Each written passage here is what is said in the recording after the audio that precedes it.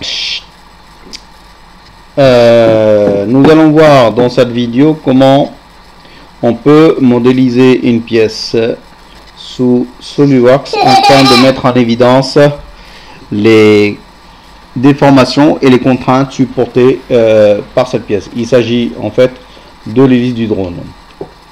Mais d'abord, il faut ouvrir le fichier pièce qui se trouve normalement dans votre répertoire classe, dans le dossier document consultation. Alors, nous obtenons ceci. Voilà la pièce, on peut la faire tourner. Voilà. Le modèle présenté là, il est déjà renforcé par les nervures que vous voyez là et là, ainsi que les congés. En fait, ce sont des arrondis qui permettent de renforcer la pièce. Mais dans un premier temps, nous allons les désactiver. Alors pour cela, il faut rien de plus simple. Tirer le trait avec la main, donc quand la souris se transforme en main, le trait et le déplacer jusqu'avant congé. Résultat, ces fonctions sont désactivées. En fait, elles sont supprimées, mais pas définitivement. Elles sont désactivées, ça signifie que la pièce maintenant, elle n'est pas renforcée. On peut l'étudier d'abord dans cet état. Ensuite, il faut aller charger le logiciel de simulation si ce n'est déjà fait. Pour cela, vous allez dans Outils, Compléments et vérifier que SolidWorks Simulation est coché. Ensuite, nous allons créer une nouvelle étude. Alors pour cela, allez dans Conseiller études sur la flèche, Nouvelle étude. Logiciel propose statique, une étude statique, c'est ce que nous allons sélectionner. Ensuite, nous avons maintenant un menu de définition de modélisation.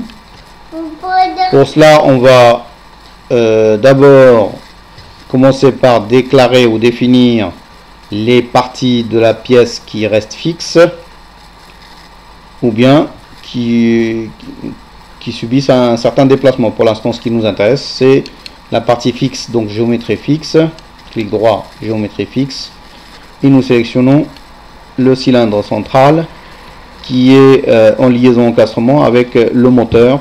Donc c'est cette partie-là qui va transmettre le couple moteur à l'hélice. Nous validons. Ensuite, il faut définir le chargement ou les chargements externes. Clic droit. Et là, il s'agit d'une pression, puisque la pièce, c'est-à-dire l'hélice, est soumise à une répartition de pression de l'air sur la partie inférieure de l'hélice. Voilà, donc pression.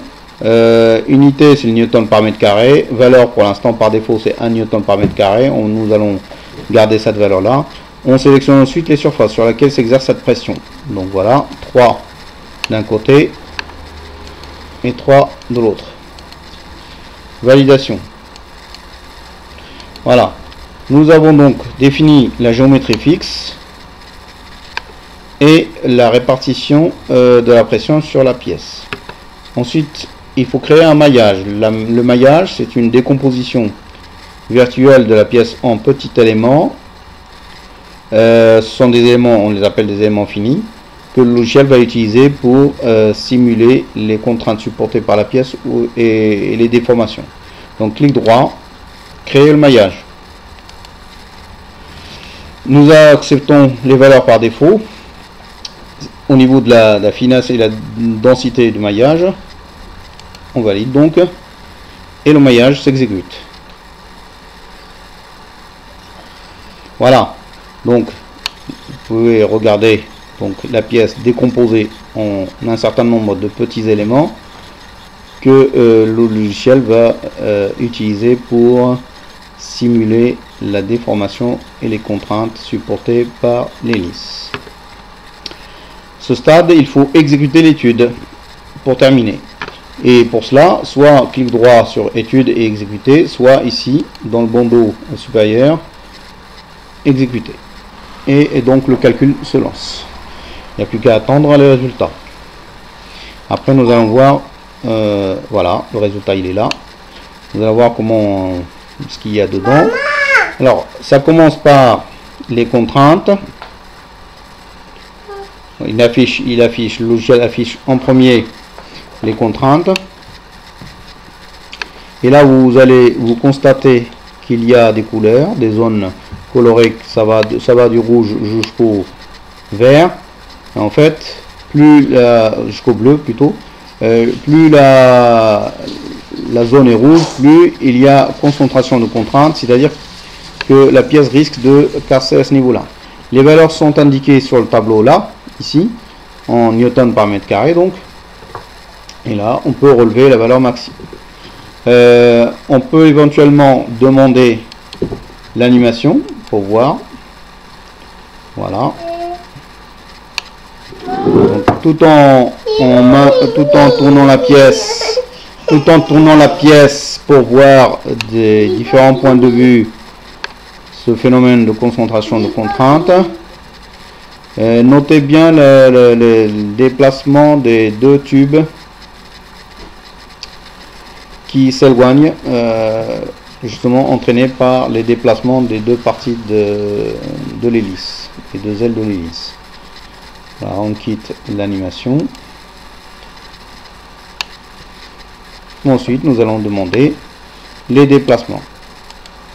Montrer, clic droit sur déplacement, montrer.